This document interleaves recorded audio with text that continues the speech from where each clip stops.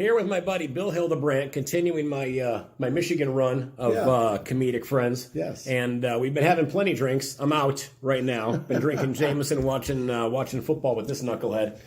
And 30-plus year. And it's nice to have it back here in Michigan when you're not waiting tables. It's nice. I know, right? I do remember those days. I remember those days all too well.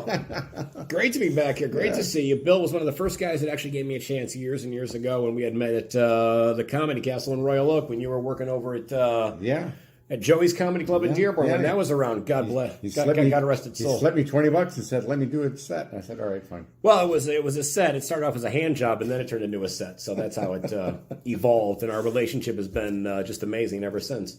You've been at it a long time. You've done so much stuff before you even started doing comedy. You did sales for a long time. I worked for an automotive supplier. I worked for the company that brought back the convertible back in the 80s. In the early 80s. Oh, no kidding. The last convertible in America rolled off the assembly line in 1976. Okay. No convertibles made in America. Right. For 7 years. Okay. And then our company did a proposal to Chrysler to do convertibles on this piece of shit thing called the K car, Diplomat LeBaron. If you're old enough to remember that piece of shit, Google it. A Diplomat convertible. Yes. Now, were you on the sales team for this? Yes. Okay. Yeah. So you sold this to Chrysler. To Chrysler. Yeah. Now, then you got into doing comedy. You've been doing comedy a long time. Mm-hmm. You started comedy when? It's got to be, what? 1988. 1988. Yep. Was there anything from your sales background that helped you in doing comedy now? No, it hurt me. Did it? Yeah. How did it hurt you? Well, because I sold a couple contracts with that company I was working with that were worth several $1 million. Right. And I said, well, if I can sell that, I can sell a goddamn comedy show. Yeah. I couldn't have been more wrong. There was no relationship between the two. I thought I was smarter than everybody else on this goddamn comedy planet, including this idiot, and I wasn't. Well, what's funny is you end up seeing guys that are like lawyers that get into this business, and because what I want to do. In there, I know, because I don't want to give away a six-figure salary. And somebody tries to book me, and they're going, "Well, I can get so and so cheaper." And because they've got a day job. They're a lawyer. They're an accountant. Yeah. They're a cop. I can't believe how many of those knuckleheads are in this business, just doing it as a hobby. Right. And we're trying to make a living out of this goddamn thing, and they're hiring guys doing this on the side. It's bullshit. Well, some of those guys too, and I've seen some lawyers that got into, and that profession really kind of lends itself to this because they know how to, bullshit a jury or bullshit a client out of money and stuff like that. Mm-hmm. So I would have thought that sales would have been the opposite for you, but that wasn't the case. But see, with the attorneys, difference them and us, bullshitting people. Right. An attorney can bullshit people inside 1,000 words. We can do it inside of 20. That's true. That's the difference. Hey, make a strong point. We can edit. Now, you've been, this business is notorious for going through relationships. Mm-hmm. And you are in that same category. Yes. How many marriages? Well, I've given away more houses than the Habitat for Humanity. Wow. Yes. That's impressive. Yeah. How many marriages? 3. 3 marriages? Yeah. Do you think now that maybe it's you? No? Don't cry. See? I hadn't thought of that. What? Look at that. Here I am. Maybe it is me. Here I am helping you out. Now, no, it's not. Of the 3 that you were with, yes. And I don't need names. Yeah. 1, 2, or 3. Yeah. Which one should you have bailed on earlier? 1, 2, and 3. Really? Yeah. All of them? Oh yeah. You stuck around longer than I just can't read things right. You're like a Detroit Lions coach. You just hang around longer than your usefulness requires. I'm like Stafford. I should get rid of the ball before I do.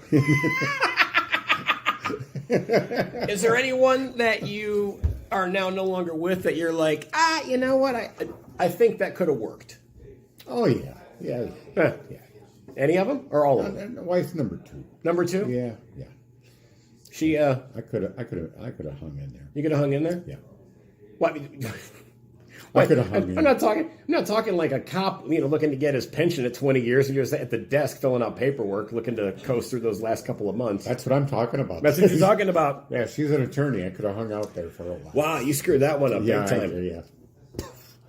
We've had plenty of times on the road doing cocktails and stuff like that. Yep. Funniest drunken story that you can recall, whether or not you remember it or somebody told it back to you that you were a part of.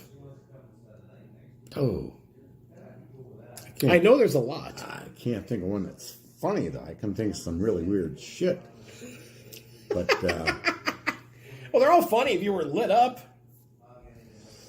No, nothing I was a part of. I mean, I've heard a lot of stories. Yeah. Well, you were on cruise ships for a long time too. Yeah, but I tend to behave myself, You did behave yourself. I don't want to be like you. I don't want to be flown off by Captain Stubing off the Love Boat. I did get flown off of a cruise ship. Well, not flown off of the ship. They actually waited till we hit port, and then I was very non-ceremoniously removed from the ship up in Alaska and flown back to the all right. United States. I did. You can't see this, but see, there's a scar right here.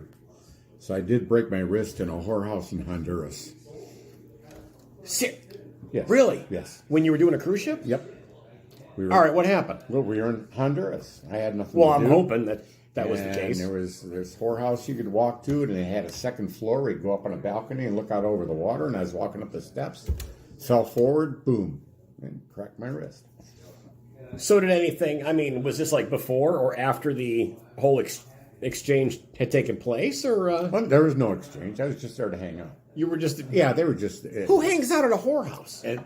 Look, it was cheap booze, and the girls were really nice to you. They're paying attention to you. Yeah. And so that's all I went there for, the attention and the cheap booze. I can't imagine trying to hook up with a Honduran prostitute. That would just be. That would be That's rough. too difficult for you? You couldn't figure it out? No. Believe me, I can figure it out. I just can't even imagine the stuff you'd walk away with. Oh yeah, there's shit that'll burn a condom. You would just be. Yeah. You don't want to get near that. The condom would actually crawl off of you before you went inside and got You'd open the package and got the go, business oh no, done. you knows where you're at, and it would take off. That's like the lamest whorehouse story that you actually. I was hoping when you said it happened at a Honduran whorehouse that. Like she cut you or something like that, which would have been. No. You got to beef up the story and make it better. No, I'm trying to be honest here. Feel free to stretch the truth. It's a true story. Truth is stranger than fiction, if you think about it. It is, but that would have been much more entertaining had she did actually knife you. Now, how long have I known you? It's got to be 23 years, 24 years. About that. Yeah. We've been in this game for a long time. Long-ass time. Isn't it weird? Long-ass time. I'm it's looking crazy. at our picture because we can see ourselves in here. Uh-huh. Look how old we are. I know. What the fuck's wrong with us? I'm aware. I know. This wasn't this great years How come we're not all day greeters- long ago. How come we're not greeters at Walmart yet? What I the hell gotta- is wrong with us? My shift starts in about 2.5 hours. I'm worried about you. We got to wrap this crap up.